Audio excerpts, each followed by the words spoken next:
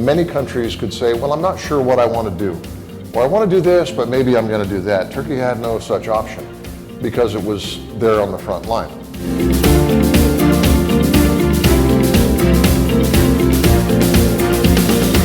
For a long time, Turkey would not accept kind of a settlement in Syria where Assad would still be in power.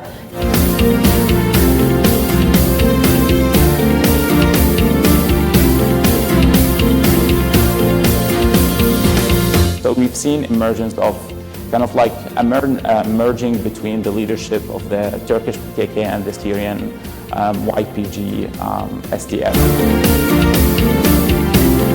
History will remember who have been ignorant to this problem, but at the same time history will remember who have